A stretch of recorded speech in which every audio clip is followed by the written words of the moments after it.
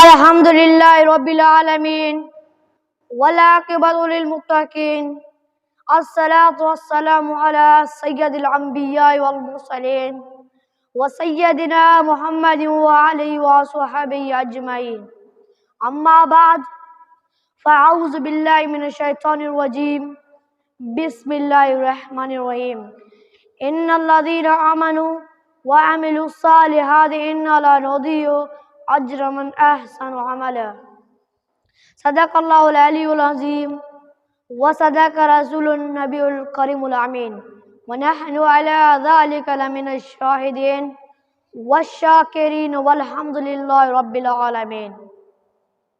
मुअज़्ज़िज़ वक़ार मुसलमान भाइयों, तलबा और साथियों, अस्सलामु अलैकुम। अमाल सालह असां लाइ दुनियाई आख़िरत जो सुरूत आहिनि। अमाल सालह असांखे जहन्नम खां बचाइनि था ऐं जन्नत में पहुचाइनि था। अमाल सालह करण वारनि ते अल्लाह ताला जो अमर आहे ऐं उनजे हबीब करीम सल्लल्लाहु अलैहि वसल्लम जो फरमान आहे। नबी पाक सल्लल्लाहु अलैहि वसल्लम फरमायो, दुनिया में इंसान जा टे साथी हूंदा। पहिरियों संगत दौलत जी, जिन में मकान, दुकान, जायूं, बंगला, ज़मीनूं सभु अची वञनि था। ऐं ॿी संगत माण्हुनि जी आहे, जिन में अबो, अमा, पुट, ज़ाल, ॿार, दोस्त सभु अची वञनि था। ऐं टी संगत अमलनि जी आहे, जिन में चङा तोड़े बुरा कम शामिल थी वञनि था। मुसलमान भाइरो, मौत बरहक आहे। इहा कंहिंखे पक आहे त मौत ज़रूर थियण वारो आहे। या मौत ईंदो त उहा वारी संगत घर में साथ छॾे वेंदी।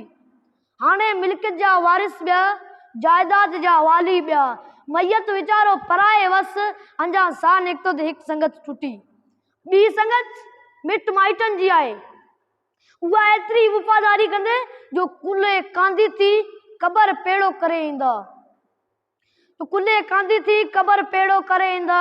सोड़ी सामी में कारी क़बर, सोड़ी सामी में कारी क़बर, मुड़ी मुट्ठी हेठां ॿूरी ईंदा। वरी को अंदर साल सबाल न ईंदो। ऐं टी संगत अमलनि जी आहे, जिन इहा संगत क़बर में वह क़ाइम ऐं महशर में वह मौजूद हूंदी। अगर कहीं जा कम सुठा आया त तूं उनजी क़बर के जन्नत जो बाग बनाए छॾींदा। उनजी क़बर के कुशादो कराईंदा। महशर जे नटण गर्मीअ जे करे अमाल सालह उन मथां छपर ऐं छाऊं करंदा। अमाल सालह उनखे जन्नत जो खातेदार ऐं हक़दार बनाईंदा।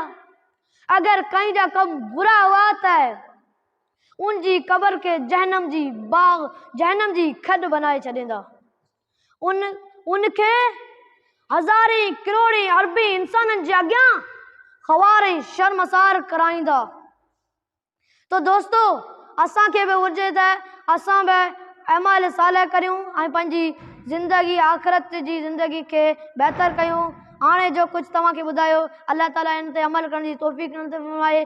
वमा अलैना इल्लल बलागुल मुबीन।